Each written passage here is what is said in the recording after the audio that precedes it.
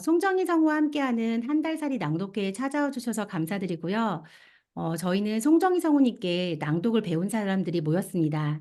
한 달에 한 권의 책을 선정하고 그 책으로 낭독을 하고 이렇게 낭독회를 열고 있습니다. 음, 4월에 낭독한 책은 지금 한국일보 김지은 기자님께서 오셨는데요.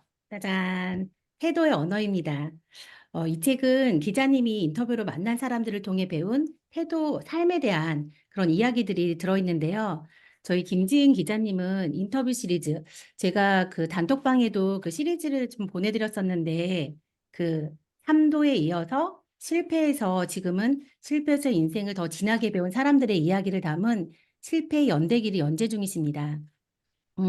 이 책은 크게 네 가지로 나눠서 이야기를 하는데요. 당신이 선물한 언어, 그리고 마음을 여는 언어, 나의 언어, 그리고 일에서 길어 올린 언어. 저희가 제목에서만 보더라도 작가님이 만난 사람들, 그리고 작가님의 일, 삶이 녹여져 있을 거라는 예상을 하시죠? 네. 네, 저희 지금 작가님이 오셨는데 10시 20분에 회의를 하셔야 해요. 그래서 지금 저희 인사 한번 듣고 그러고서 시작하도록 할게요. 김지은 작가님 나와주세요.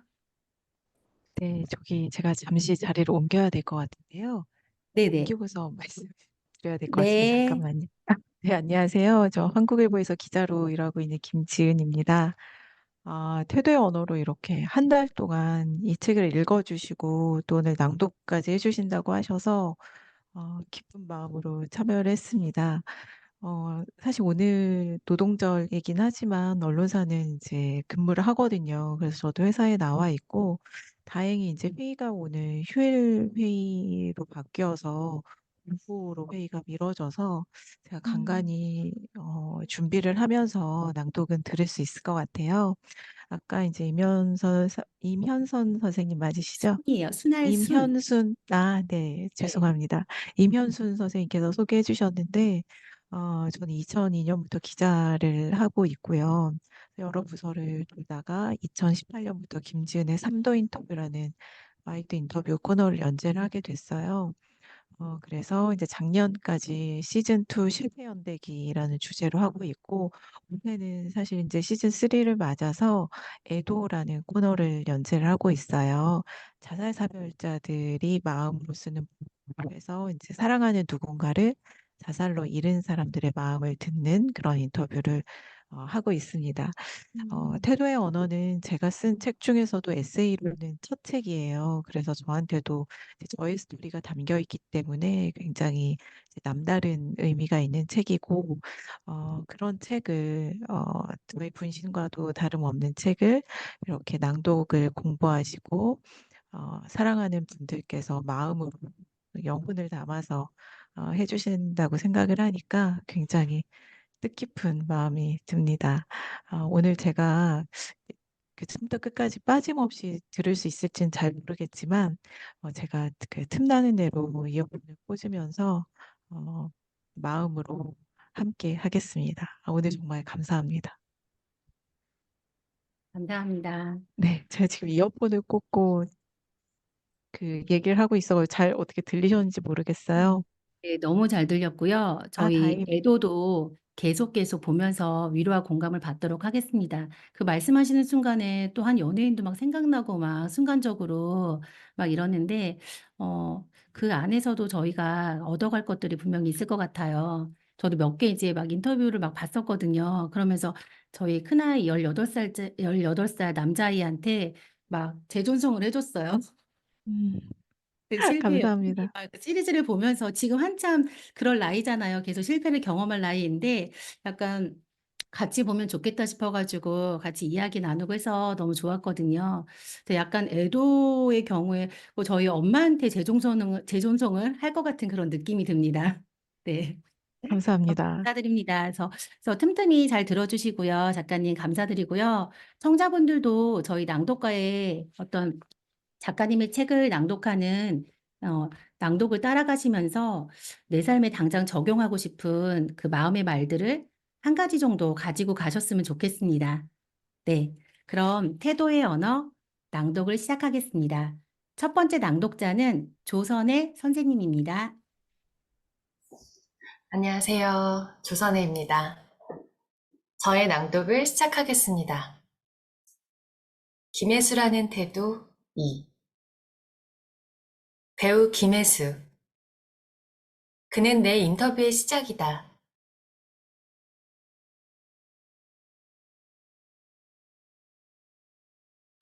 그때가 처음이었다. 인터뷰를 매개로 13년이나 이어진 인연도 내겐 아주 드문 일이다. 그 시간이 내게 준 건 무엇인가 생각해보니 자신감이었다.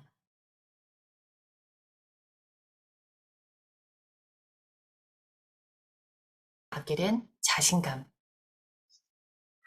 두 번째 인터뷰를 앞두고 그는 말했다. 다시 지은 씨와 인터뷰할 걸 생각하니 떨려요. 우리 인터뷰는 분명히 좋을 거예요. 참 좋은 시간일 거야. 나를 믿고 기대한다는 표현이었다. 나를 인정하고 신뢰하는 인터뷰와 하는 인터뷰가 어떻게 충만하지 않을 수 있을까? 그는 내게 과정의 즐거움을 느끼게 해준 첫 인터뷰이기도 하다. 연기뿐 아니라 인터뷰에서도 그는 협업의 태도가 몸에 배어 있었다.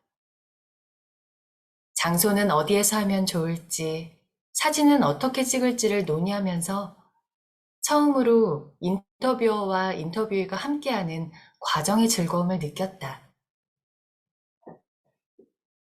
그 두 번째 인터뷰가 내게 특별한 이유가 또 있다. 그는 13년간 내 성장의 과정을 지켜본 유일한 인터뷰이라서다. 첫 인터뷰는 나의 섭외로 성사됐지만 두 번째 인터뷰는 그의 제안이었다. 나도 지은 씨라면 인터뷰하고 싶어요. 올해 4월 사석에서 만났을 때 그가 불쑥 꺼낸 얘기다. 그 말을 들었을 때 짜릿함을 아직도 기억한다. 그간 때로 울고 때로 안달복달하고 때로 지칠 뻔하고 때로 더디게 걸으면서도 멈추지 않았던 내 노력의 여정을 인정받는 듯해 감격스러웠다. 그의 인터뷰 제안은 그러니까 내게는 기자 김지은이 가장 갖고 싶어하는 믿음의 징표, 기자로서 잘 성장해왔다는 증거였다.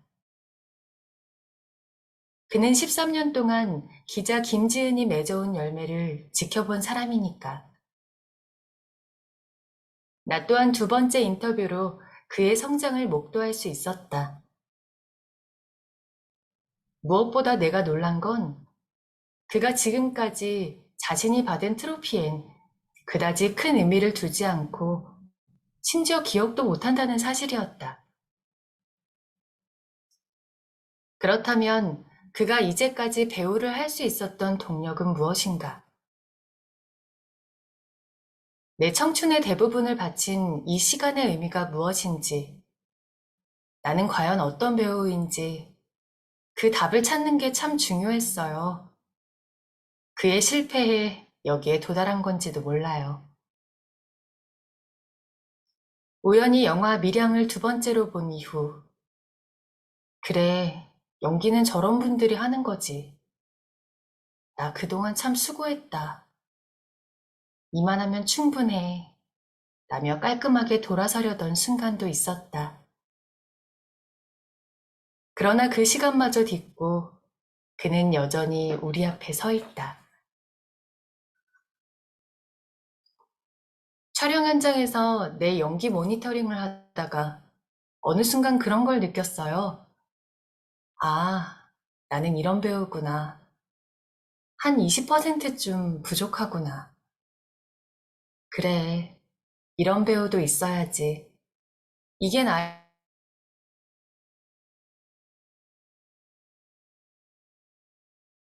나를 인정하게 된 거죠. 그래서 그의 두 번째 인터뷰는 과정에서 느끼는 희열, 이를 동력 삼아 성장해온 김혜수의 시간을 담았다. 김혜수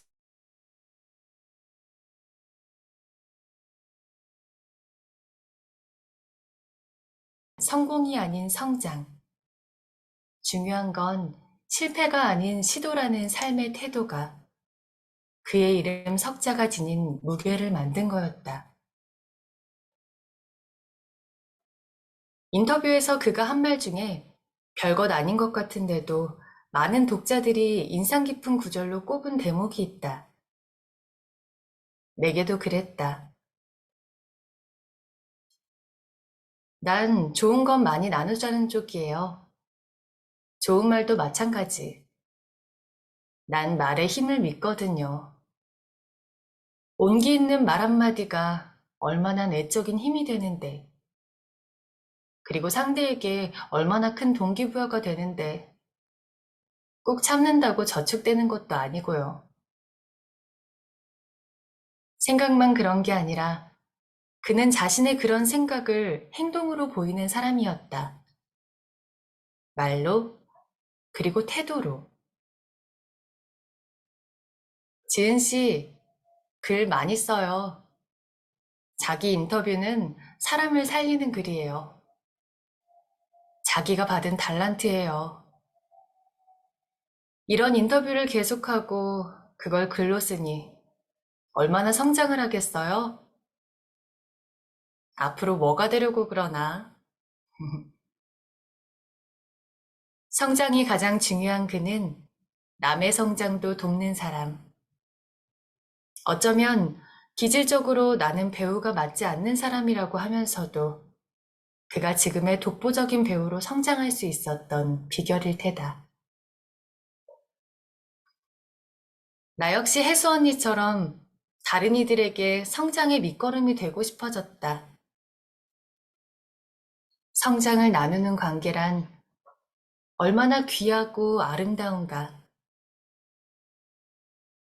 그를 다시 만나 인터뷰하면서 받은 가장 큰 선물. 그건 바로 김혜수라는 태도다. 저의 낭독은 여기까지입니다.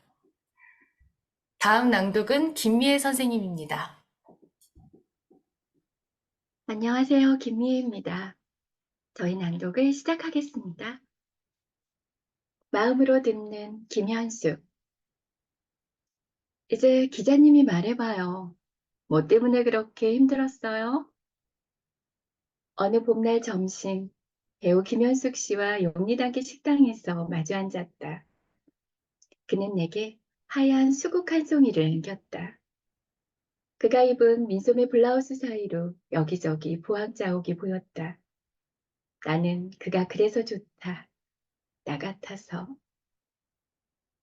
작품에서 만나는 현숙 씨는 무척 훌륭한 배우지만 실제 만났을 때 더 좋고 매력 있는 사람이다. 그와는 인터뷰 엄마 시리즈로 인연을 맺게 됐다. 인터뷰란 게 참 신기하다. 내가 알던 배우가 아닌 딸이자 엄마의 면모까지 보게 되면 알게 된 시간과 상관없이 관계의 밀도가 높아진다. 아마 서로 살아온 시간이 교차하면서 직조되는 글이 인터뷰라서 그럴 것이다. 현숙 씨는 외모 지상주의를 풍자한 KBS 개그 콘서트의 캐릭터 출산드라. 성차별 사회에 소심하지만 정의로운 일침을 날리는 막대 먹은 영애 씨로 잘 알려진 배우다. 삶은 늘 그에게 고군분투였다. 막대 먹은 영애 씨 시절에도 맘대 버린 현숙 씨가 된 지금도. 2015년 1월 아들 하민이를 낳고 6년 뒤 싱글맘으로 대중 앞에 다시 섰다. 그는 19살부터 주유소, 칼국수집, 갈비집, 분식집, 호프집, 생선구이집, 사무보조의 대학축제 사회까지 해보지 않은 아르바이트가 없는 사람이다. 대학 등록금에 자기 용돈까지 해결하는 건 물론이고 집 생활비까지 보탰던 그는 그야말로 소녀 가장이었다. 이런 어린 시절 얘기부터 나누다 보니 인터뷰 말미엔 마치 친구처럼 느껴졌다. 그와 나는 1살 차이다. 인터뷰가 나갈 즈음이 마침 그의 생일이었다. 평생 주변을 챙기는데 삶을 할애해온 그에게 서프라이즈 선물을 하고 싶었다.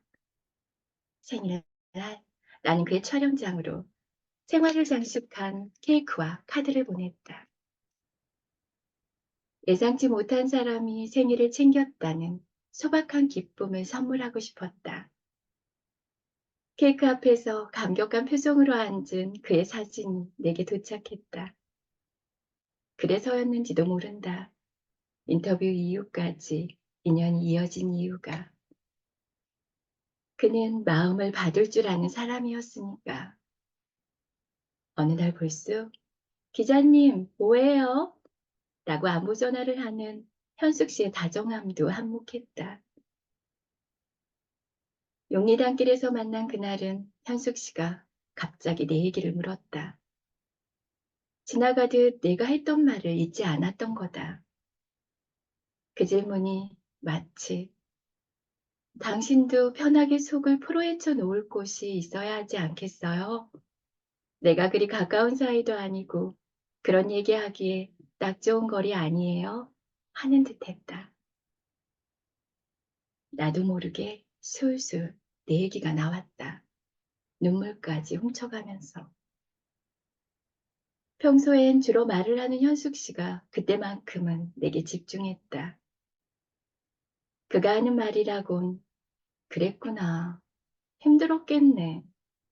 내가 그게 무슨 마음인지 잘 알지. 였다.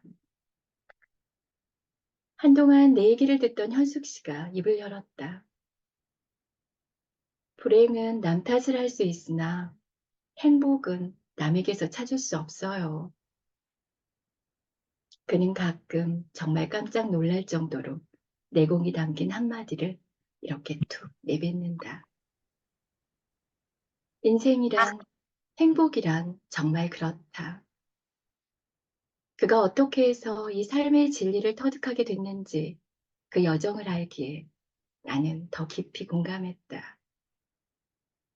인터뷰 때도 느꼈지만 정말 잘 자란, 그리고 지금도 성장하는 배우가 현숙 씨다.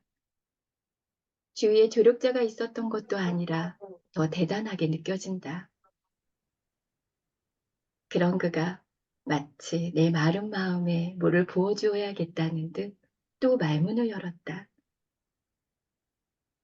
당신의 글이 왜 좋은지 알아요? 저는 원래 시라는 장르를 좋아해요. 왜 좋아하느냐면 은유적이라서 좋아해요. 당신의 글은 길이는 산문인데 표현이 은유적이라 좋아. 행간이 있어요. 산문인데 행간에 의미가 있어요.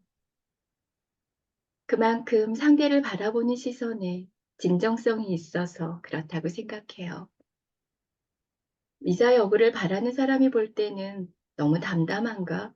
몸이 건조한 거 아닌가? 이럴 수도 있겠죠. 나는 아니에요. 여백에 미가 있어요. 그래서 시적이라고 한 거예요. 그래서 고민의 흔적이 보인다는 거예요.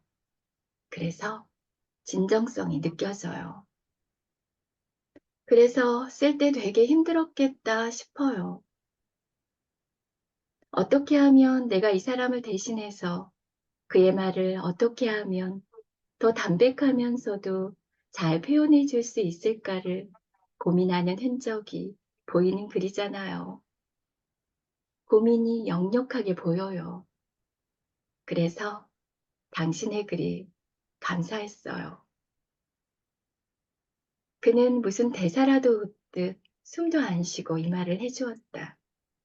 마치 내 속에 들어갔다 나온 사람처럼. 인터뷰와 그 인터뷰를 둘러싼 힘들었던 시간을 한 번의 보상이라도 받는 기분이었다.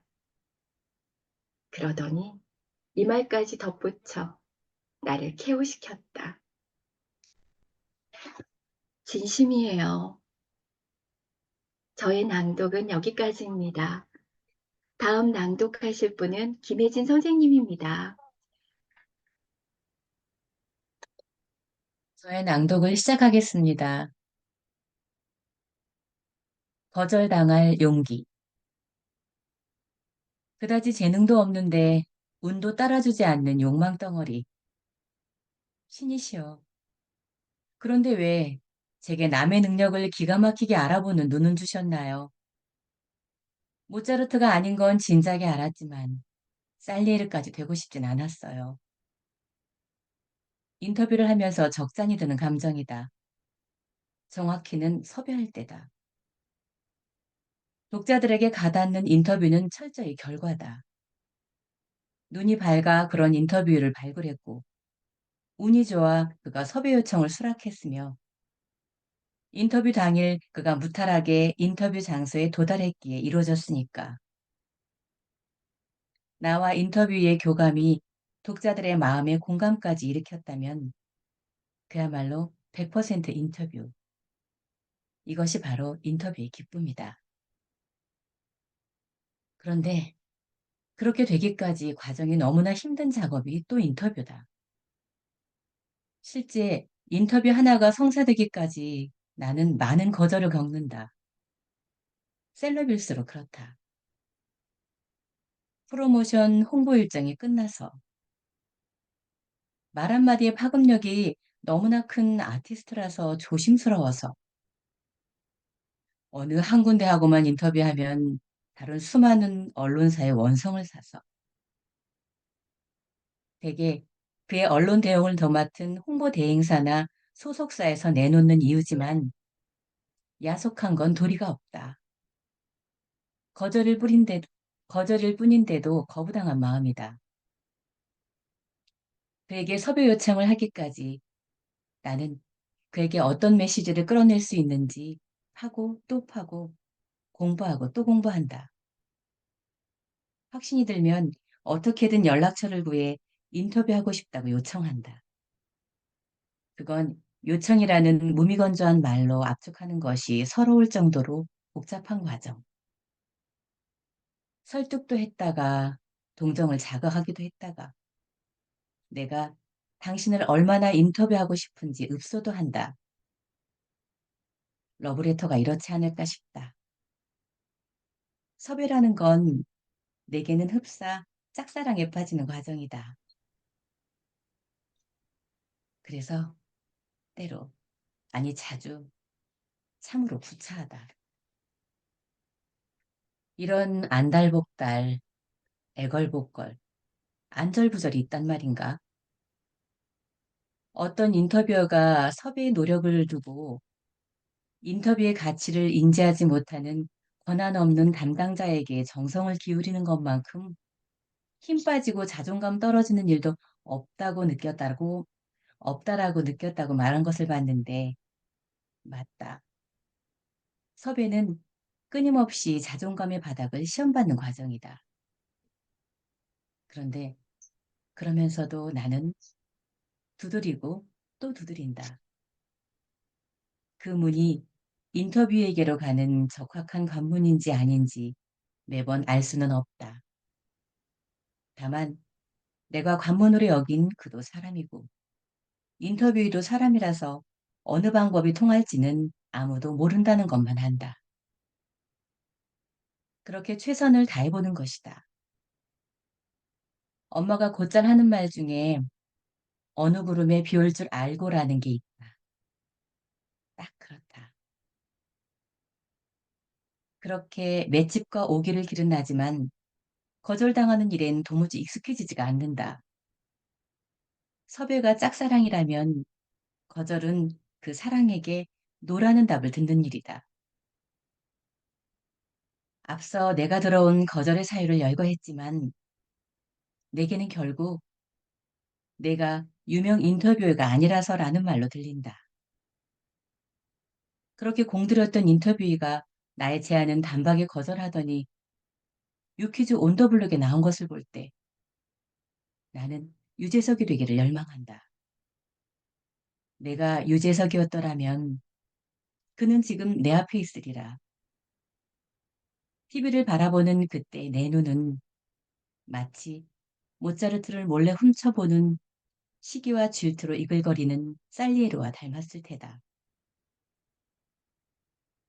심지어 나는 섭외하기 전 그가 과연 인터뷰를 하겠어? 란 의심조차 하지 않는다. 세상에 내가 만나지 못할 취재원은 없다고 생각한다. 내가 나를 믿지 않는데 인터뷰이가 내게 신뢰가 생기겠나 싶어서이다. 그의 마음을 확인하기 전까지는 어떤 속단도 금물이다. 이럴 것이다 저럴 것이다라는 섣부른 짐작이나 선입견은 기자의 머릿속에서 지워야 할 문구라고 나는 배웠다. 머릿속 물음표를 느낌표로 바꾸는 게 나의 일일 뿐. 그래서 더 아픈 걸까? 차라리 거절당할 수도 있다고 마음의 준비라도 충분히 해놓았다면 충격이 덜할까? 오늘도 나는 거절당하고 쓴다. 그래도 인터뷰하고 싶다는 욕망을 접을 수가 없다. 수많은 실패를 딛고 길어내는 성공 하나. 그러고도 포기하지 않고 다음 인터뷰에게 같은 공을 들이는 것. 그것이 인터뷰의 슬픔이다. 여기까지 쓰고 글을 마무리할 생각이었다. 그런데 내 생각의 고리가 한 단계 더 나아갔다. 만약 내가 진짜 유재석이라면 어떨까 하는 자문, 그리고 상상. 나는 유재석이다. 누구나 나를 한 번쯤 만나고 싶어 한다. 내가 인터뷰어라는 사실만으로 인터뷰에 응할 이유가 된다. 그렇게 대중이 궁금해하는 인물들이 기꺼이 내 앞에 앉는다. 심지어 나는 섭외를 직접 할 필요도 없다. 야호! 그런데 그래서 나는 어떤 간절함으로 인터뷰를 할 수 있지? 실패의 맛을 모르고 실패 뒤에 오는 성공의 감사함을 모르는 나는 어떤 눈빛으로 인터뷰 일을 바라볼까? 그런 나는 충분하고도 충만하게 인터뷰와 교감할 수 있을까? 오늘 내가 하는 인터뷰가 이토록 달콤한 건 섭외의 고통이 있어서가 아닐까? 인터뷰의 기쁨과 슬픔이 하나라는 이 해괴한 아이러니. 이것이 인터뷰의 마약 같은 매력이다.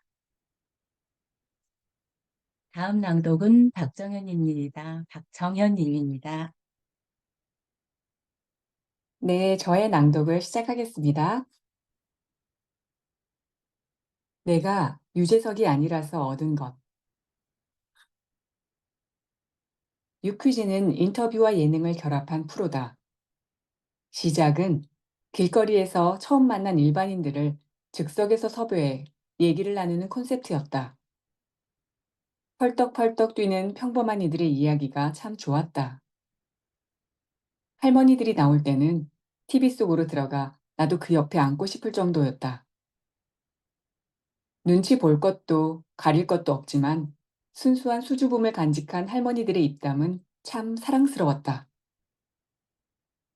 유퀴즈의 유재석 씨와 조세호 씨가 서울 주택가의 한 미용실에 들러 한 현장 인터뷰가 그중 하나다. 미용실에는 손님으로 할머니 두 분이 앉아 있었다. 퍼머를 하느라 머리에 주황색 수건을 두른 할머니 한 분, 함께 기다리는 동네 친구인 할머니 한 분, 거기에 원장님까지 세 사람이 미용실 인터뷰의 주인공이었다. 성함이 어떻게 되세요? 아, 그 참. 성함 일러주기 싫으네. 머리에 수건을 돌돌만 할머니가 입을 쩝쩝거리며 답했다. 자신의 이름이 마음에 들지 않아서라는 걸 직감적으로 알았다. 재참으로 알아낸 할머니의 성함은 김종순. 그러더니 그 옆에 할머니도 말했다. 나도 이름에 콤플렉스가 있어가지고 말을 못해. 다른 할머니들이 귀띔해준 그분의 성함은 김미녀. 이름을 묻고 답을 얻는 것부터 얼마나 생생한가. 할머니들은 유퀴즈의 시그니처 마무리인 유퀴즈? 퀴즈 맞히시겠습니까? 란 질문에도 단호하게 안 합니다. 했다. 유재석 씨가 맞히면 100만 원을 드린다며 다시 한번 할게요. 유퀴즈? 라고 묻는데도 NO! 라고 답했다. 마지막까지 살아있는 인터뷰였다. 번아웃과 갑상선에 생긴 자가 면역 질환을 치료할 겸 2022년 한 해를 쉰 게 전환점이었다. 실패를 바라보는 시각의 전환점. 인터뷰 연재를 재개하며 나는 본격적으로 묻기 시작했다. 실패에 대해. 그걸 삶으로 증명하고 경험한 이들의 말로써 말이다. 로봇을 만드는 데니스 옹 미국 UCLA 교수도 그중 하나다. 홍 교수는 실패와는 거리가 멀어 보이는 인물이었다. 그는 천재 로봇 공학자다. 지금까지 만든 로봇이 40에서 50개 정도다. 성인 크기의 휴머노이드 로봇인 찰리를 미국에서 처음으로 만든 것도 그다. 찰리는 2011년 로보컵 챔피언이 됐다. 인터뷰를 할 때 그는 내게 동영상을 하나 내밀었다. 그가 최근 만든 가장 진보한 로봇 아르테미스를 개발하는 과정이 담긴 영상이었다. 그런데 특이했다. 영상 속에서 아르테미스는 계속 넘어졌다. 아르테미스가 다양한 환경에서 다양한 장애물을 만나 다양하게 넘어지는 모습만 담은 영상이었던 거다. 아르테미스는 옆으로 미끄러지기도 하고 다리가 꼬이기도 했으며 아예 뒤로 자빠져 버리기도 했다. 그러더니 막판엔 아예 팡 터져버렸다. 영상 제목은 블루퍼스, 그러니까 일종의 NG, 실패 모음 영상이었다. 그는 영상을 보며 깔깔 웃었다. 그랬다. 그에게 실패는 거창한 사건이 아니었던 거다. 넘어졌기 때문에 안 넘어질 수도 있게 된 거거든요. 아르테미스는 아마 10,000번도 넘게 넘어졌을 거예요. 실험을 하면서 찍은 동영상만 1테라바이트 정도죠. 일부러 막 넘어뜨리기도 해요. 넘어지는 원인을 찾으려고. 로봇은 넘어질 때마다 업그레이드 되거든요. 경험이 많아야 똑똑해지는 거죠. 사람도 그렇잖아요? 로봇을 만들면서 인간에 대해 새삼 다시 배우죠. 그는 사람에게도 실패는 축복이라고 말했다. 좋든 나쁘든 과거에 그 일이 있었기 때문에 오늘날의 내가 있는 거죠. 그래서 난 오늘의 내가 참 좋아요. 그리고 오늘의 나한테 100% 만족해요. 하하하. 실패를 해서 한층 강력해진 나라니. 홍 교수 덕분이다.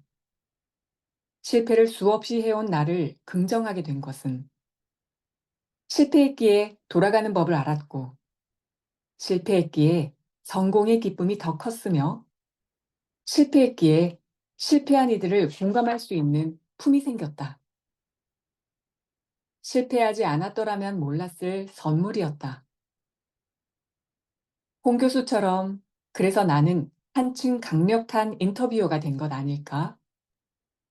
어깨가 으쓱해졌다.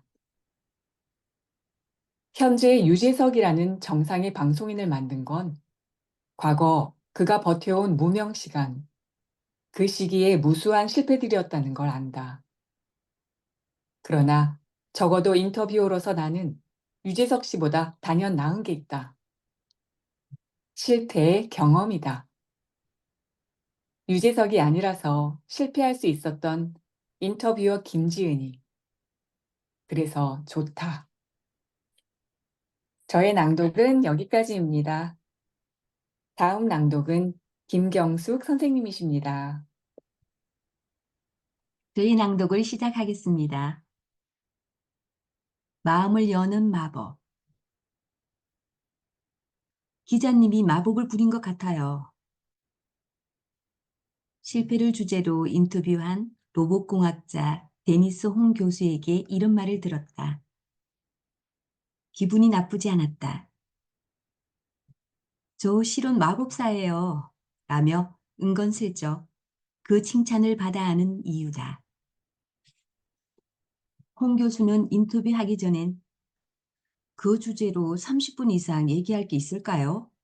라는 걱정을 전해왔었다. 웬걸, 인터뷰는 3시간 동안 이어졌다. 장난기 가득한 눈매, 쾌활한 웃음, 유머러스한 몸짓이 트레이드 마크 같은 그가 인터뷰에선 울다가 웃다가 했다. 그러니 인터뷰를 마치면서 그가 말했다. 처음 생각해보는 질문을 많이 해줘서 재미있었어요. 다른 데서는 하지 않던 얘기까지 하게 되고요. 혹시 저한테 마법을 부리신 것 아니에요? 인터뷰를 하면서 상대에게 잘 이끌어내준다는 말을 종종 듣긴 했다. 의례적으로 하는 인사겠거니 생각했다. 테이프를 되돌려 인터뷰의 순간순간을 돌아봐도 내가 다른 인터뷰어와 크게 다를 게 있겠나 싶었기 때문이다. 유달리 피드백이 좋은 것도 아니다. 나는 원래 순발력이 떨어지는 사람이다. 그다지 유머러스하지도 않다. 재치 있는 순간적 농담이나 허를 찌르는 반격 같은 건 나도 내게 기대하지 않는다. 그런데 잇따라 그 같은 피드백을 들으니 인터뷰어로서 나의 태도를 새삼 돌아보게 되는 거다. 나는 어떤 인터뷰어인가?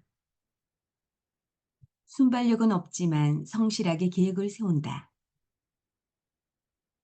인터뷰를 준비할 때 나는 질문만 찾지 않는다. 내가 사전에 예상해 볼 수 있는 모든 시나리오를 가정해 두고 시뮬레이션을 해본다.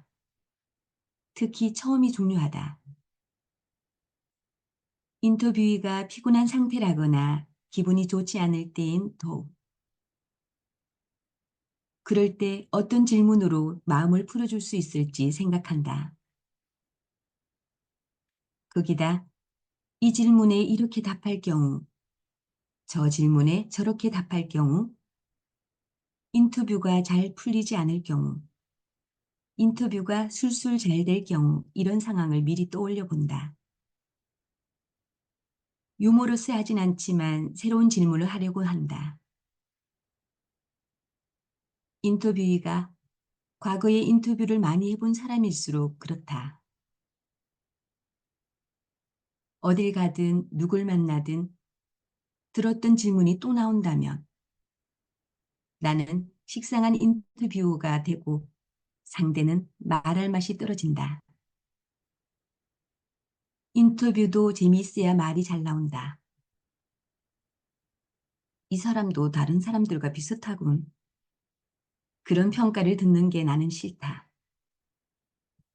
꼭 하고 싶은 질문이라면 최소한 어떤 매체 인터뷰에서 이렇게 답한 적이 있던데 지금도 같은 생각이냐? 그 뒤에 겪은 어떤 사건 때 혹시 심경의 변화는 없었느냐라고 묻는다. 나를 이미 알고 있고 더 알고 싶어하는 사람에게 이번 열리는 법이니까.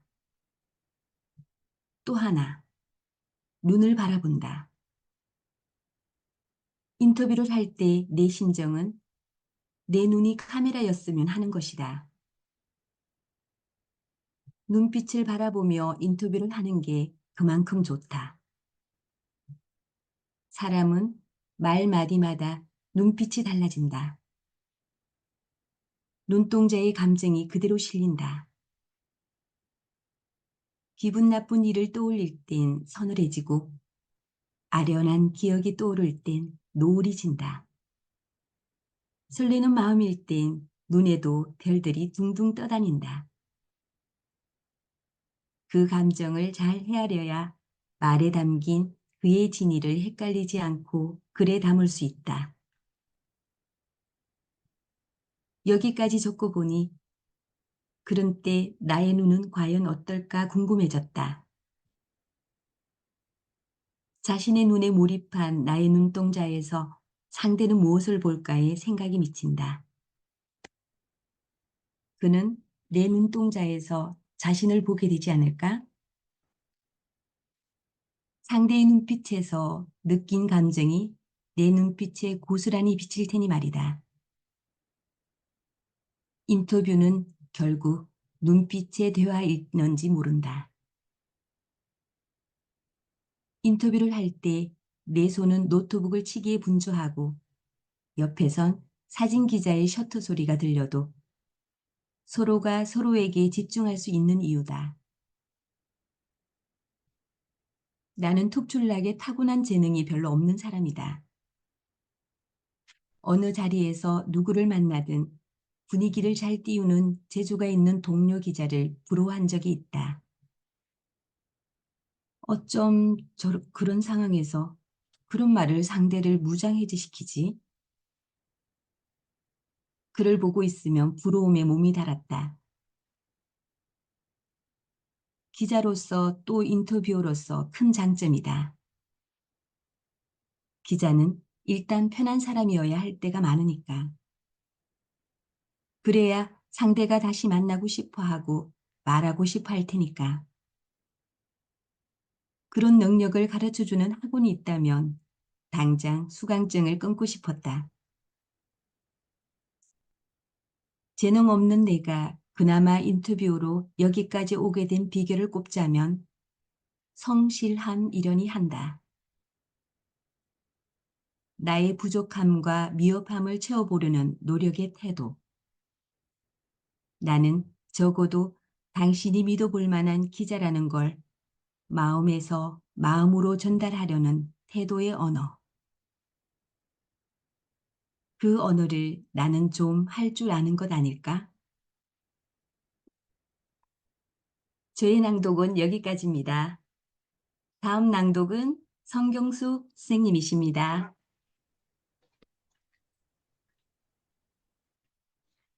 저의 낭독을 시작하겠습니다. 실패의 태도. 수습 딱지를 뗀 지 얼마 되지 않았을 때다. 갑자기 미디어 운동 단체 관계자를 인터뷰하라는 지시가 떨어졌다. 주제는 언론개혁. 관련 기자회견을 취재한 적은 있지만 그 주제를 심도 깊게 파본 적은 없었다. 기자가 된 지 1년도 안 된 새내기에겐 무겁고 어려운 아이템. 난감했다. 얼굴이 잘 알려진 그는 신문이나 방송에 비친 것보다 훨씬 날카로웠다. 말은 또 어찌나 빠른지 그가 쉴 새 없이 쏟아내는 말을 받아 적기도 힘겨웠다. 나는 솔직한 기자였다.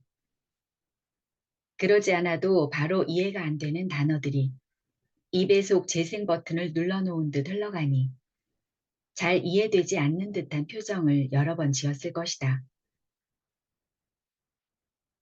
그는 노련했으니 눈치를 챘을 것이다. 어느 순간 답답하다는 듯 내게 이렇게 말했다. 기자들이 공부를 안 해요. 그 말이 비수가 되어 내 마음에 꽂혔다.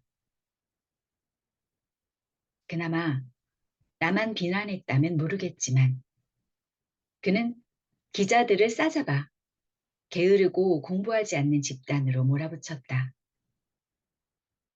그것이 억울했다. 나 때문에 기자 동료 전체가 욕을 먹어야 하다니. 기자라고 해서 미디어 상황과 관련법, 개혁 과제를 숙지하고 있는 건 아니다. 어리고 미숙했던 나는 그런데도 뭐라 반박조차 못했다. 부지한 나 때문이야. 이 죄책감만 머릿속에 남았다.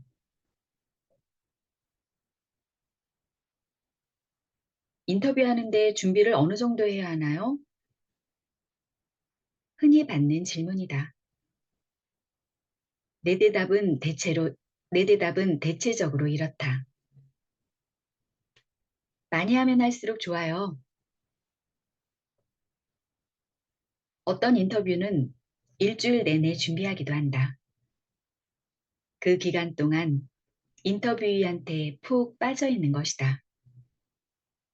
내가 몰랐던 이력, 내가 읽지 못한 과거 기사, 예능 방송에 출연해서 말한 사소한 습관까지도 나는 보고 또 본다. 아, 이런 일이 있었구나. 인터뷰에 관해 그간 드러나지 않은 새로운 사실이라도 발견하면 나는 마치 진흙 속에서 진주를 찾은 기분이다. 그런데도 한동안 시험 전날 공부를 다 하지도 못했는데 엎드려 잠든 채 시험날 아침이 되는 악몽을 꾸기도 했다. 문화재청장을 지낸 유홍준 명지대 석좌 교수는 나의 문화유산 답사기에서 아는 만큼 보인다는 명언을 남겼다. 인터뷰도 그렇다. 아는 만큼 질문할 수 있다. 강박인가 싶을 정도로 준비를 하게 된 원천을 거슬러 올라가 보니 내 기억에 처음엔 그 말이 있었다. 기자들이 공부를 안 해요. 그 말을 다시 떠올리며 난 마음먹었던 거다. 기자들이 인터뷰 하나를 잘 마치려고 어느 정도까지 준비해서 어떤 말까지 이끌어낼 수 있는지 보여주자.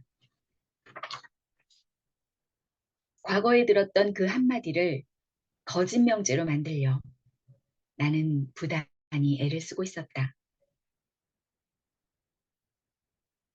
오늘날 내 앞에 앉은 인터뷰이들은 종종 내게 이렇게 말한다. 이런 기자는 처음 봤어요. 물론 긍정의 의미다. 인터뷰를 하면서 이런 말까지 하게 될 줄은 몰랐어요.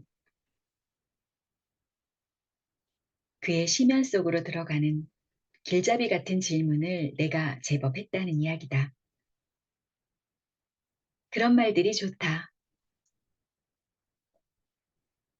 나와 인터뷰한 이들이 기자에 관해 편견이 조금이라도 있었다면 내 인터뷰가 그걸 해소하는 단초가 되길 바랐다.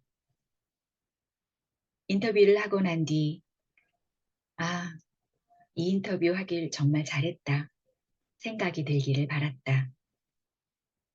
인터뷰는 결국 독자들의 것이지만 1차적으론 인터뷰어와 인터뷰이가 나누는 공감의 교류에서 나오기에 인터뷰이가 만족하지 않는 글이 독자들의 마음에 남는 글이 되기란 쉽지 않으므로 그런 내 바람을 현실로 이뤄가는 인터뷰어가 된 건 어쩌면 그 실패의 기억 덕분이다. 오랫동안 내 마음속에 그 한마디가 남아 내 오기의 원천이 되주었다. 저의 낭독은 여기까지입니다.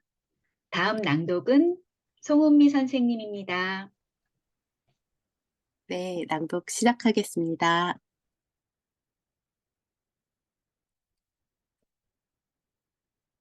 다정한 경청의 태도. 엄마가 사기를 당했다. 모처럼 딸노릇 좀 하나 싶었는데 날띠 낡은 세탁기를 건조기가 딸린 일체형으로 바꿔드리려고 했다. 엄마는 그런데 엄마가 아는 판매업자가 싸게 해준다고 하니 그에게서 사겠다고 했다. 어쩌다 알게 된 그 사람이 2년여간 착실히 신제품 정보를 잊지도 않고 보내줬다는 거다. 그런데 그자는 돈만 받고 물건은 주지 않았다. 이후엔 아예 엄마 연락조차 받지 않았다. 사기를 당했다는 걸 인지한 뒤 엄마에게 물었다. 왜 그 사람한테 사려고 했어? 매번 신제품 설명을 보내주니 고맙잖아. 이왕 사는 거 열심히 살려는 젊은 사람 도와주면 좋지 않겠어? 그는 아마 수십 명 혹은 수백 명에게 스팸 문자 메시지를 뿌리듯 단체 전송을 했을 텐데 더 화가 났다. 그런 엄마의 마음을 그자는 사기로 훼손한 것이다. 그러니 고소할 수밖에. 반드시 처벌해 주세요. 고소장에 분노를 꾹꾹 눌러 적었다. 고소장은 내가 썼지만 조사는 고소인 본인인 엄마가 받아야 한다. 70여 년 엄마 인생에 경찰서는 처음이다. 딸이어도 대신해 줄 수 없는 일. 기자에겐 경찰서가 낯설지 않다. 반드시 거쳐야 하는 출입처니까. 그런 나도 고소인이나 피고소인 신분으로 경찰이나 검찰에서 조사를 받을 땐 그렇게 불편할 수가 없었다. 일단 그 철제의자가 문제다. 묘하게 사람을 겸손하게 만드는 힘이 있다. 그 의자에 엄마가 앉을 것부터 걱정이 됐다. 참지 못하고 전화를 했다. 엄마는 아직 조사를 받는 중이었다.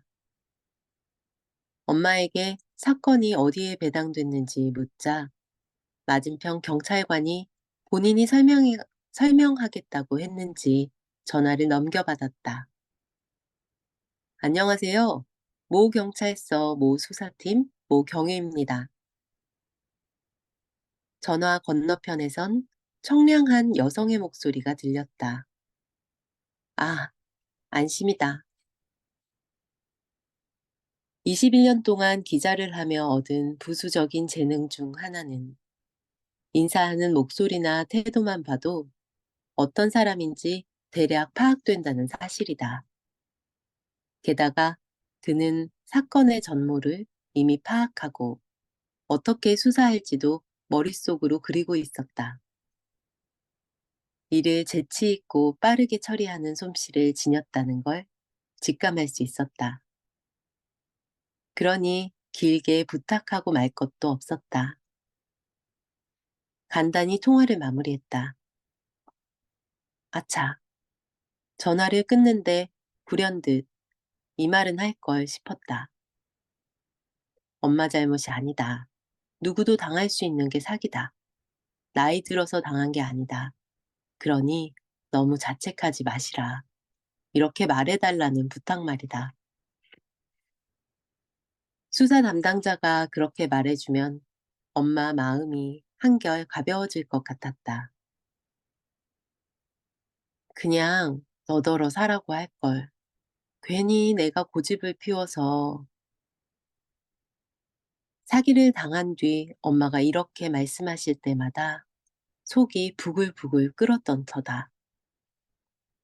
내가 아무리 괜찮다고 해도 엄마는 그렇지가 못했다. 1시간여 뒤 조사를 마친 엄마에게서 전화가 왔다. 그런데 오랜만에 엄마 목소리가 하늘을 날았다. 그 경찰이 그렇게 야무지고 따뜻할 수가 없더란다.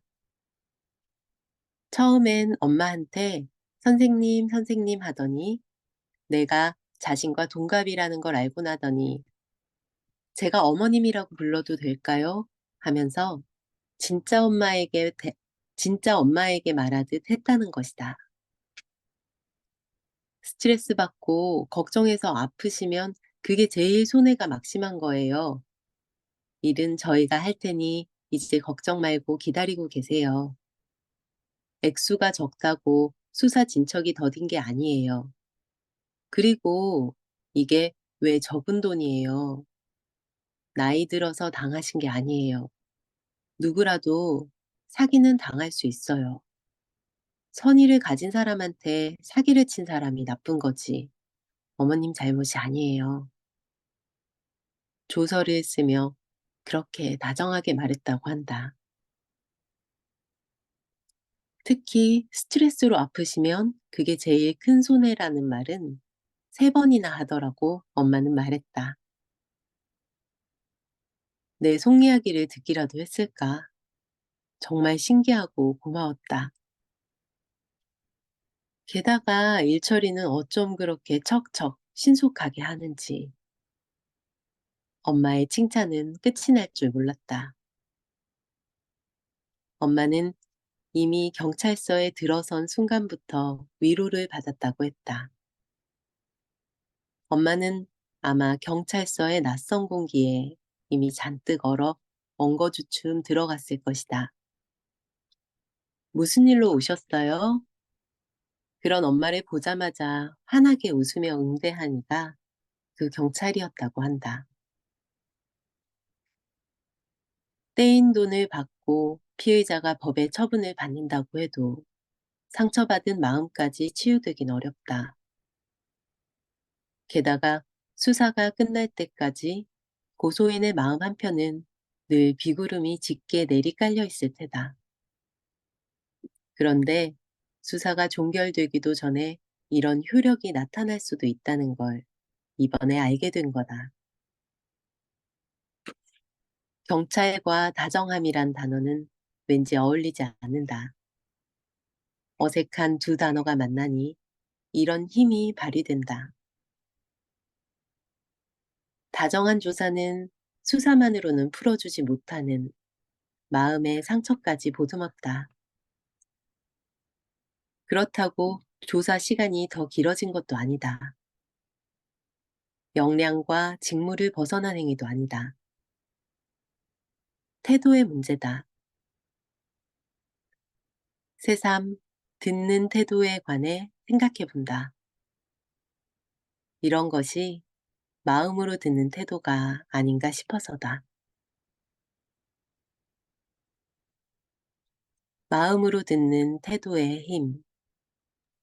그 힘이 자아내는 변화가 바로 이런 것이었다.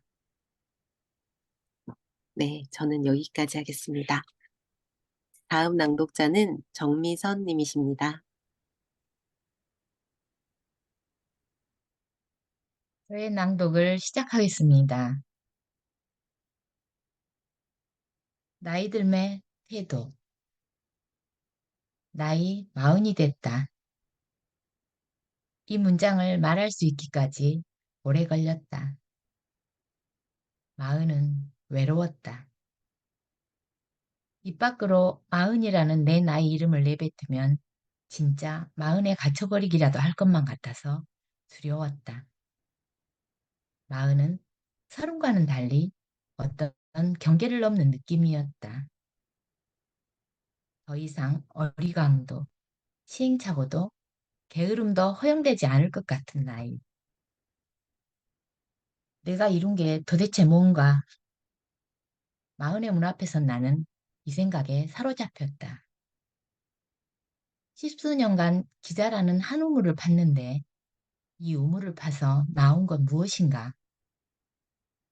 그간 쓴 기사가 몇 건인데 세상을 얼마나 바꿨는가? 기자 김지은으로 내가 남긴 게 있기는 한가? 그러니 조급했다. 40대는 쏜살같이 지나갈 것만 같았다. 지금까지 해둔 것도 없는데 벌써 40대라니 억울하기도 했다. 어릴 땐 내게도 과연 30대가 올까? 아득했는데 40대가 목전이라니. 그 무렵 기자로서 나는 경랑에 휘말렸다. 박근혜 정부의 국정농단 사태가 터진 것이다. 나는 당시 여당인 새누리당 반장, 즉 출입팀장이었다. 박근혜라는 정치인은 나와 특수관계처럼 여겨진다. 들락날락 정치부에 9년이나 있는 동안 그는 늘 정치의 한복판에 있었다. 나는 그가 천막 당사로 무너져가는 당을 재건했다는 2005년 처음 한나라당을 출입했다.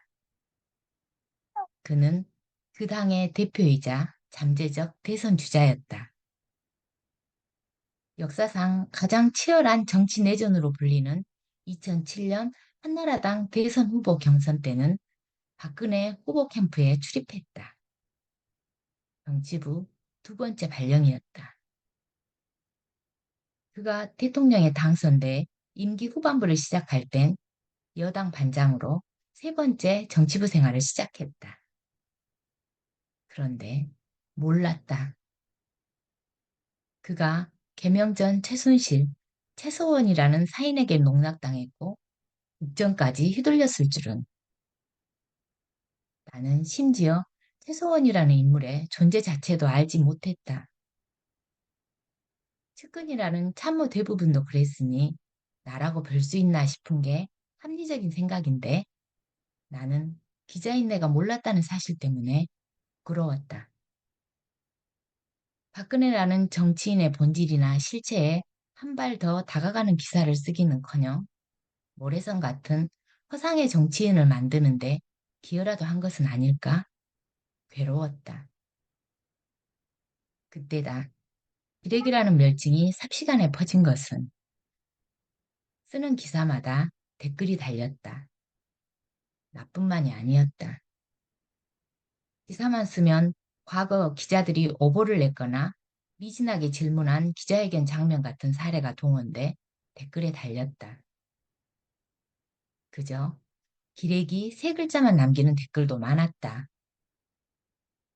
그들에게 기자는 개인이 아니라 집단, 똑같은 집단이었다.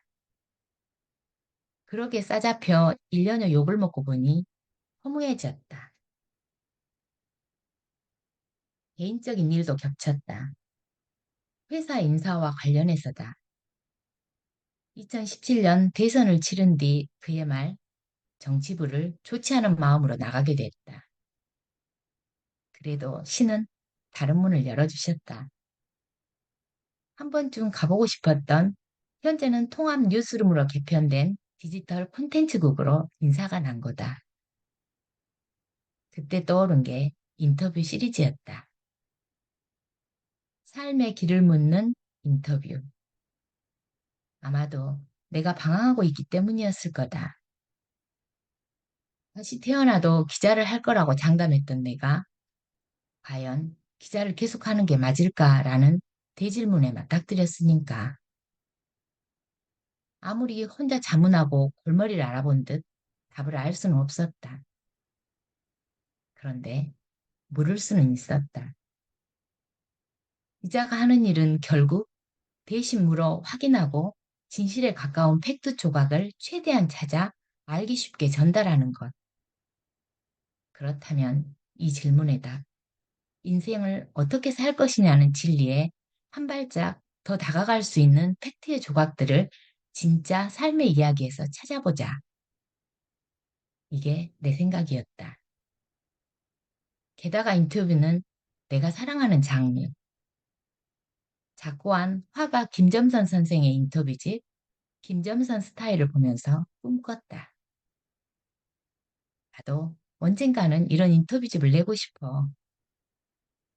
그 책을 읽으며 새삼 느꼈다. 사람은 사람의 이야기에 가장 흥미를 느끼고 감동한다는 걸.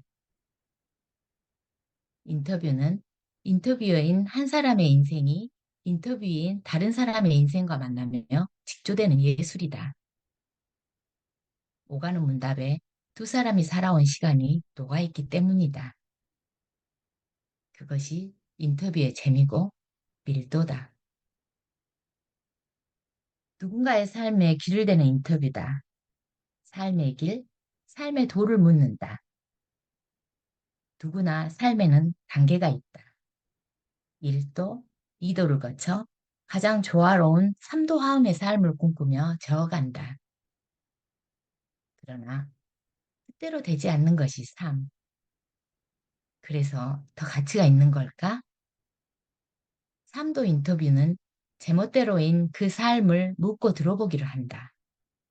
어쩌면 당신의 삶도. 그때 쓴 김지은의 삶도 인터뷰 코너 설명이다. 생각해보니 인터뷰 시리즈를 나는 나이 40이 간 넘어 시작했다. 40살에 길을 잃었다가 길을 찾으려고 시작한 코너가 기자로서 내 인생의 2막을 여는 서막이 됐다. 종종 생각한다. 30대였다면 결코 하지 못했을 거라고. 40살이 되어 마음만큼의 좌절과 실패, 눈물과 후회가 쌓였기에 다른 인생을 받아들일 수 있게 됐다고. 마음만큼의 품이 됐기에 가능한 인터뷰라고. 비로소 내 나이가 좋다고. 지금 내가 할 수 있는 걸 할 수 있는 나이라서 행복하다고. 40의 강을 건너는 중인 내가 말한다. 제 낭독은 여기까지입니다. 다음 낭독은 임현순 선생님이 해주시겠습니다. 네, 저의 낭독을 시작하겠습니다. 사람에게서 나는 배웠다.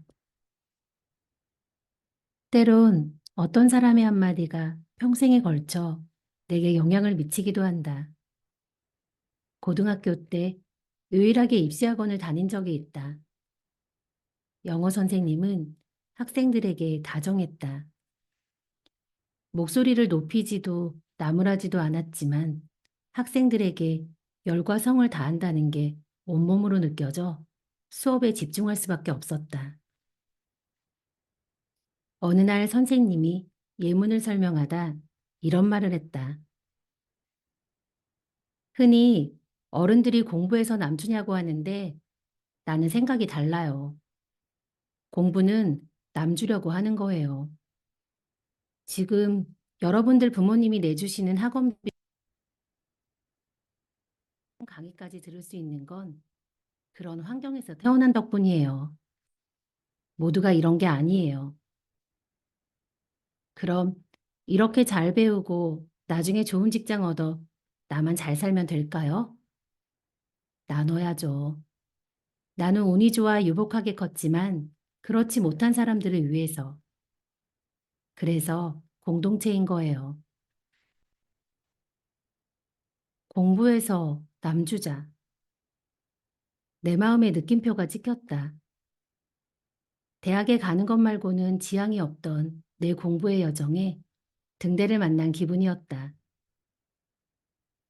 이 공부의 끝에 무엇이 있을지도 깊이 생각하지 않았다.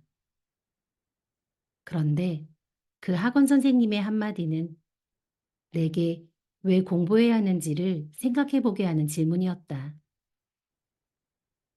나만 잘 살자고 하는 공부는 얼마나 편협하고 공공한가 말이다.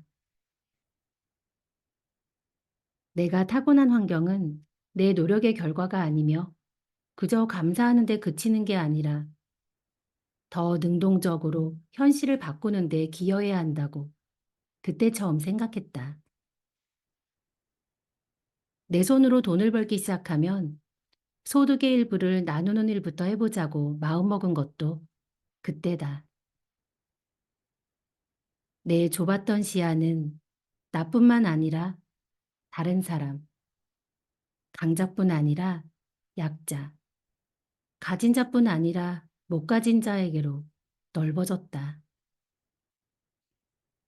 기자가 된 것도 어쩌면 그 연장선인지도 모르겠다. 평생에 걸쳐 나를 위로하는 한마디도 있다. 고교 시절 수능을 앞두고 마지막 수업 때 한국사 선생님이 해준 말이다.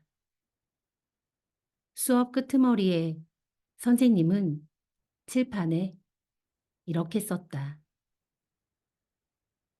시는 한쪽 문을 닫아 놓을 땐 반드시 다른 한쪽 문은 열어놓는다. 그리곤 이렇게 덧붙였다. 인생에서 절대적인 건 없어요. 상황이 그렇게 만들 뿐이지. 한 발짝 떨어져서 바라보는 훈련을 해야 해요. 지금 수능이라는 문 앞에 서 있으니 수능이 여러분의 남은 인생을 모조리 결정할 것 같지만 결코 그렇지 않습니다. 눈물이 나올 뻔했다. 그 무렵 다른 선생님들은 모두 시험 잘 봐라. 전날까지도 포기하지 마라. 잘 될 것이다. 같은 말들을 했을 것이다. 기억도 나지 않는다. 그런데 한국사 선생님은 장밋빛 응원이나 허무한 긍정의 언어 대신 지극히 현실적인 조언을 했다. 나의 노력이 반드시 내가 생각하기에 합당한 결과로 이어지는 건 아니며 그렇다고 인생이 끝나는 것도 아니라는 진리. 그 말이 그렇게 위로가 될 수 없었다.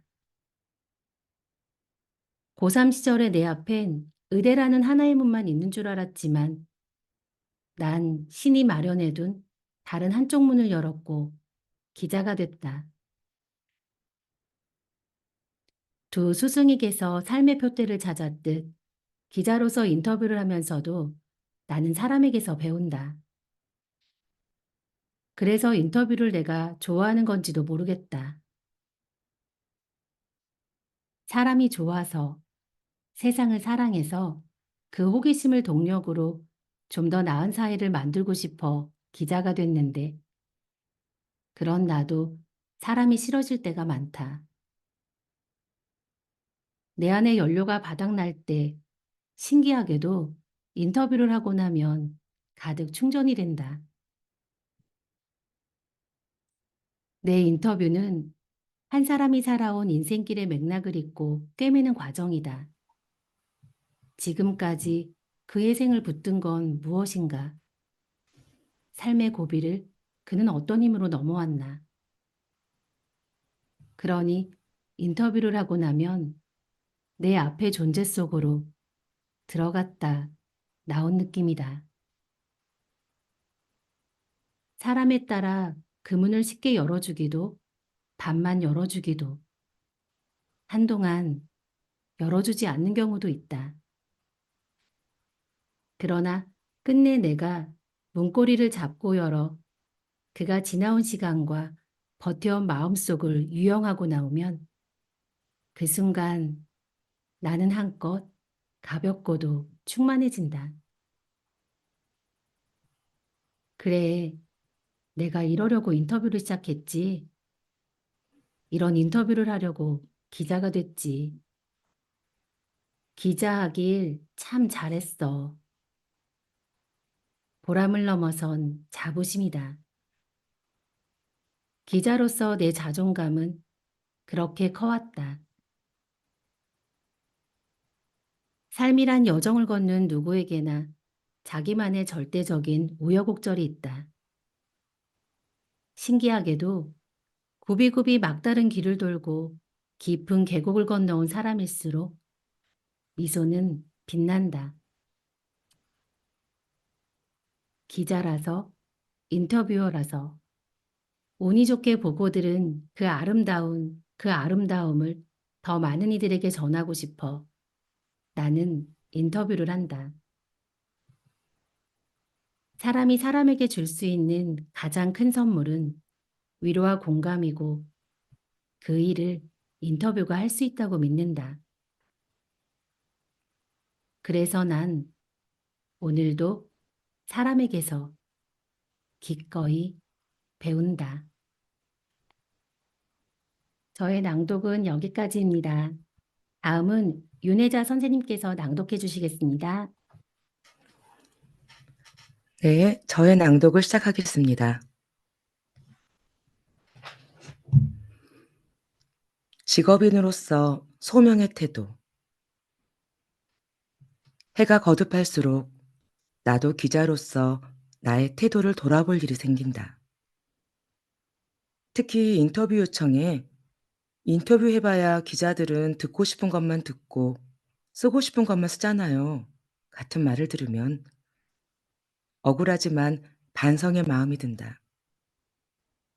얼마나 그런 기자들이 많았으면 또 그런 기자들에게 얼마나 당했으면 기자라는 말만 들어도 그런 반응이 나오겠나. 영화 공작의 실제 주인공으로 유명한 박채서 씨도 그랬다. 우리 국가정보기관의 조력자이자 정보원이었던 그는 되레 이중간첩으로 몰려 억울한 옥고까지 치렀다. 그가 보고한 기밀들을 짜집기에 가짜 파일을 만들고 언론에 흘린 세력이 있었다. 대북 공작원인 그의 신분을, 그의 신원을 일부러 노출시킨 것이다. 국가만을 위해 일했던 사람을 국가가 버렸고 억울한 6년의 옥고까지 치르게 했다. 영화가 될 만한 인생이다. 대체 그 시간을 어떻게 버텨냈는지 듣고 싶었다. 그러나 그는 언론의 불신이 상당했다. 그와 신뢰관계가 두터운 선배 기자가 다리를 놔주었는데도 경계심이 대단했다. 그와 드디어 인터뷰하기로 한 날, 나는 그와 친근함을 쌓으려 과거 그가 등장한 기사를 찾아 출력해 내밀었다. 검색해보니 이런 기사도 있더라고요. 그는 보자마자 이거 내가 인터뷰하지도 않았는데 기자가 완전히 거짓말로 쓴 기사라고 되받아쳤다. 난감했다. 그러더니 기자들에게서 뒤통수 맞고 허위 기사 때문에 소송까지 했던 일화를 늘어놓기 시작했다. 듣고 보니 기자란 사람들이 어떻게 그럴 수 있는가 싶었다. 내가 기자지만 기자로서 부끄럽고 죄송하다고 했다. 그의 마음을 누그러뜨리려 한 말이 아니라 진짜 그랬다. 찬찬히 그의 말을 들어보니 그는 강직함이 보통이 아닌 사람이었다. 그 성품의 원천, 뿌리는 어떻게 만들어졌는지 궁금해졌다. 그의 어린 시절로 가보고 싶었다. 넌지시 그에게 어릴 땐 꿈이 뭐였는지 물었다. 그 질문이 물꼬를 텄을까? 그는 중학교 진학은 언감생심 꿈도 못 꿀 형편의 집에서 태어났다. 아버지가 중학교 입학시험을 보게 할 리도 없었다. 그의 우수함을 알았던 담임교사가 부모 몰래 당시 명문으로 통했던 중학교에 원서를 냈다. 예비 소집 전날 그는 밤새 자지 않고 닭이 3번째 울기만을 기다렸다가 몰래 집을 빠져나와 무려 4시간을 걸어서 원서를 낸 중학교가 있는 도시까지 걸어갔다. 불과 13살 어린이가 어떻게 그렇게 의지가 강할 수 있는가? 귀가 쫑긋해지는 내 태도에 그가 뭔가를 느낀 것 같았다. 갑자기 내게 이런 걸 물어봐주고 이렇게 들어주는 기자는 처음이라고 했다. 그날 인터뷰는 저녁 식사할 때까지 무려 9시간 가까이 이어졌다. 그러고도 그는 더 물어보고 싶은 건 없느냐고 했다. 듣는 걸 제대로 하지 못해 신뢰를 잃은 기자들을 덜어봤다. 어느 순간 인터뷰에게서 듣고 싶은 말이 나오지 않으면 슬그머니 짜증이 올라오는 자신을 보곤 깜짝 놀랐다는 고민을 토로하는 어린 연차의 후배들도 있다. 매일 해내야 하는 일들에 치이다 보니 자기도 모르게 그렇게 됐을 것이다.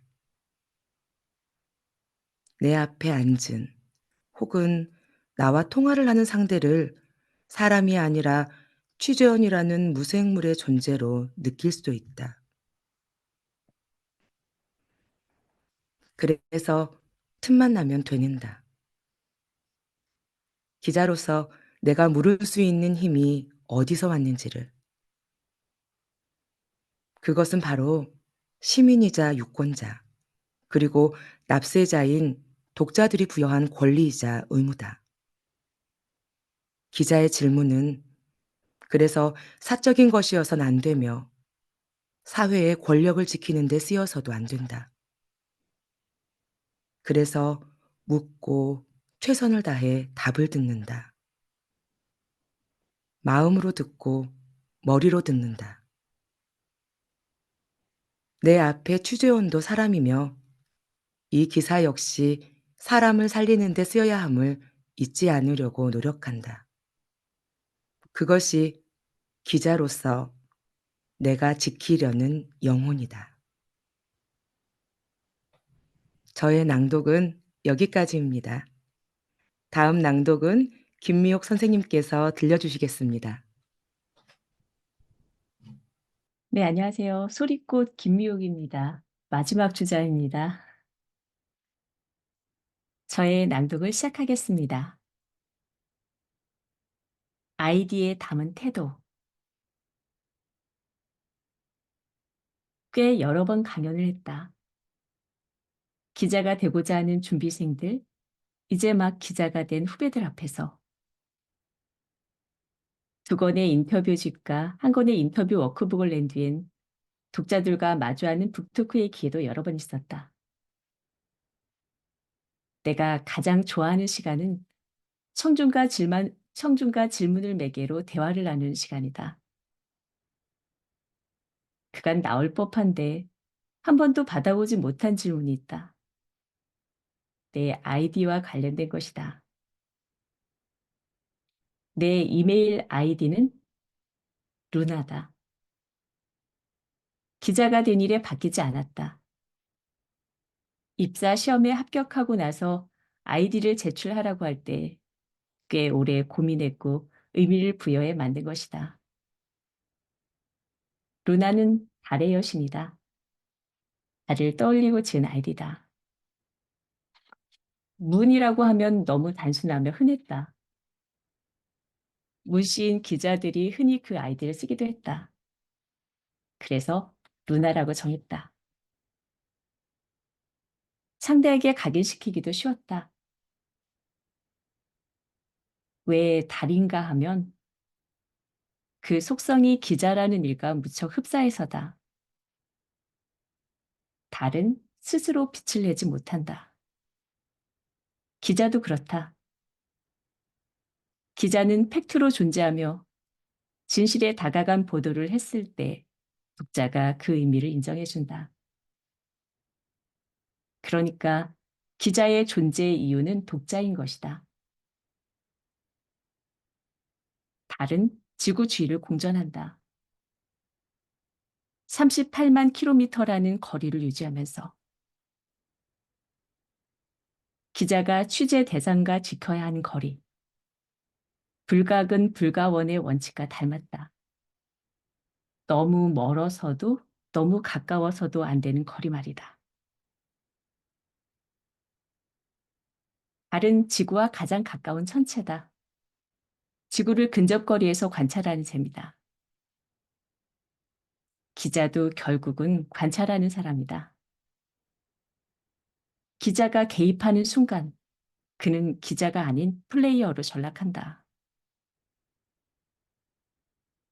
취재 윤리의 기본은 여기서 출발한다.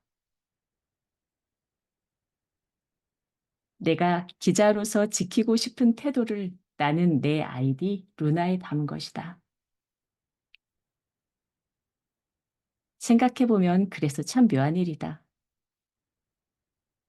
얼마 전 회사에 막 입사한 견습 기자들의 교육기관에 강의를 했다. 그들에게 이런 조언을 했다. 기자란 결국 배워보는 일이에요.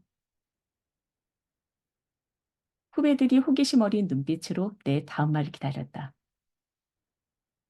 무슨 말인가 싶죠? 되는 것도 아니고 되어보는 일이라니. 20년 넘게 기자를 해보니 그렇더라고요. 기자는 사회의 약자도, 안타까운 사고의 희생자도, 폭력의 피해자도 취재하지만 당사자는 아니에요.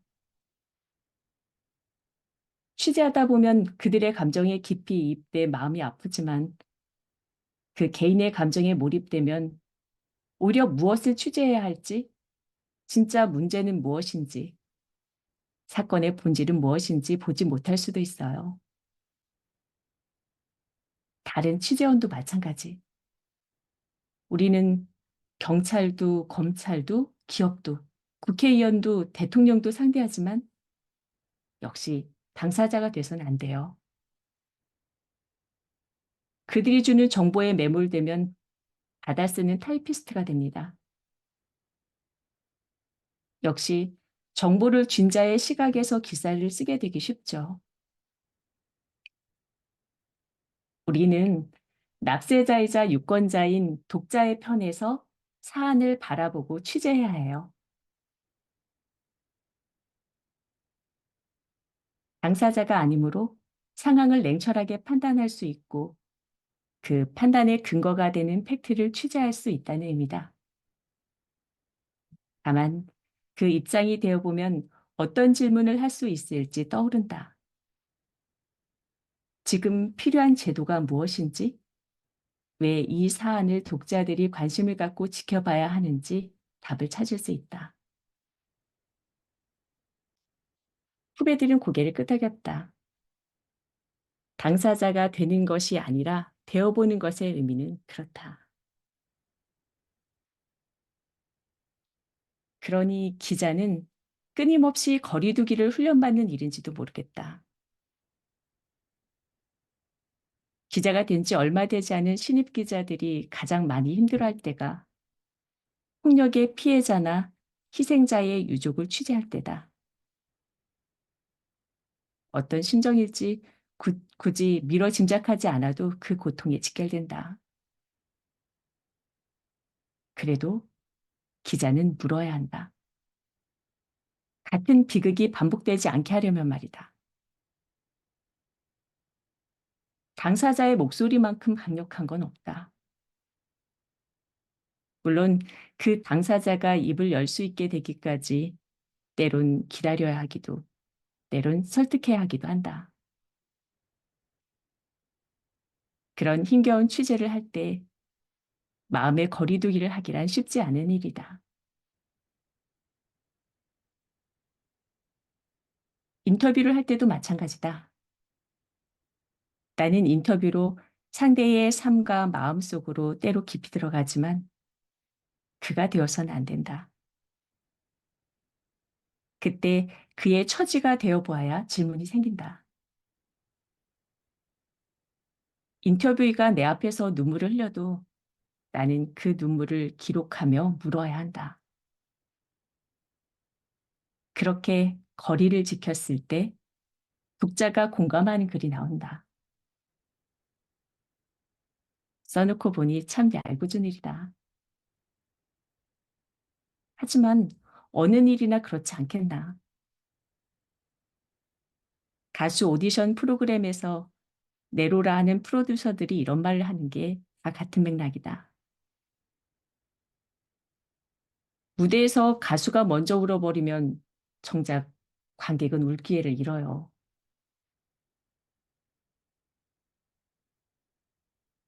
루나라는 아이디는 내 바이라인에도 명함에도 이메일함에도 박혀 있다. 아이디를 만들 때 고심을 거듭하고 의미를 부여했지만 이토록 자주 접하게 될 줄은 몰랐다. 아이디의 기자로서 나의 태도를 담길 잘했다는 생각이 드는 이유다. 오늘도 내 바이라인 옆에 달린 아이디를 보며 나는 초심을 되새긴다. 저의 낭독은 여기까지입니다.